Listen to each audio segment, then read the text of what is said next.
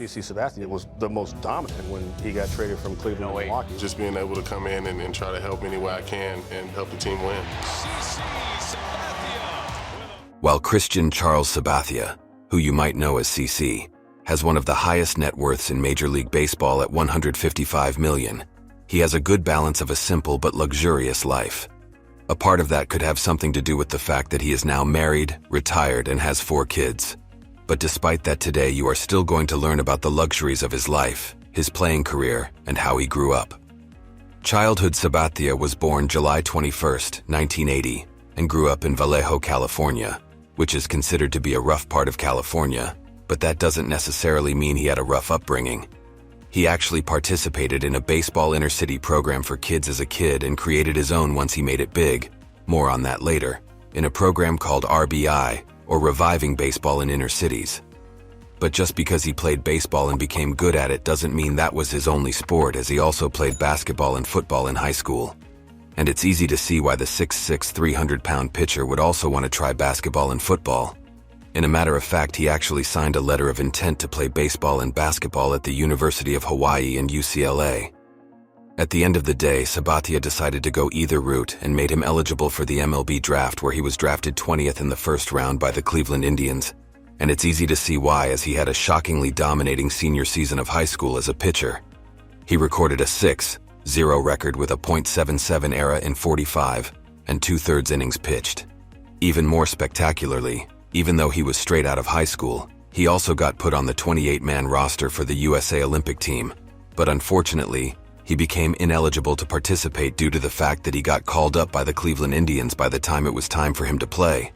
Although he barely missed getting to play in the Olympics, he still was dominant, winning the Minor League Player of the Year award, also known as the Lou Boudreau Award, where he split his time between a ball and AA, more specifically Akron and Kingston, where he combined for 146 and 1/3 innings and 159 strikeouts.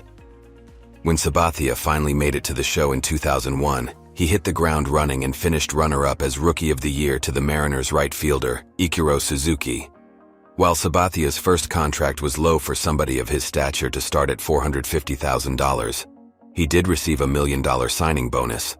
But that contract only lasted for the 2000 and 2001 seasons, as he financially made significant progress when he signed a $9.5 million contract with the Indians, picking up the option in 2006, something which they chose to do when they gave him another $7 million, and also signed another 2-year deal with a $17.75 million contract. And during that time, Sabathia gave Cleveland their money's worth, as he finished 10th in both strikeouts, 149, and ERA, 3.6 in 2003. Plus, he also made the All-Star game. In 2007, he became the second Cleveland Indian in history to win the Cy Young, the other being Gaylord Perry, who won it for the Indians in 1972. Despite his dominating performance, the Indians opted to trade Sabathia, as they were not having a winning season at the time and had a need to rebuild, so he went to his second team, the Milwaukee Brewers, a place where he only spent 1 year. But that doesn't necessarily mean he didn't have a dominating performance. He finished the season 17-10 with a 2.7 ERA and struck out 251 batters in 253 innings. While this wasn't the year Sabathia got his ring, it became the first of 3 consecutive years he won the Warren Spahn Award, which goes to the best left-handed pitcher in the league. While Sabathia had a successful 2008 campaign in Milwaukee, he ended up going to the team that, including Sabathia, has 3 of the 5 highest net worths in baseball, the other 2 being Alex Rodriguez and Derek Jeter, who have net worths of $300 million and $185 million, according to the website Therachist.com. And had he got what almost every player who would want to play for the Yankees would want, in addition to the salary of course, a World Series, and he got it right away in 2009, which coincidentally is the last time the Yankees have won a World Series, as the Yankees made a gamble on him which paid off. One worth 7 years at $161 million, big ones. During the 2009 postseason, Sabathia was dominant with a 1.98 ERA in 36 and 2/3 innings, and went 3-1. Unfortunately, during the actual World Series, Sabathia didn't win any games for the Yankees, but New York was still able to prove victorious against Philadelphia, a series in which they were able to win in 6 games. Fresh off a World Series win in 2009, Sabathia was able to make up for not winning any World Series games by completing the first 20 wins of his career. More specifically, he finished the season 21-7, but that didn't come with a price, as it was discovered during the offseason that he had an injury that not many players could just gradually play through: a torn meniscus.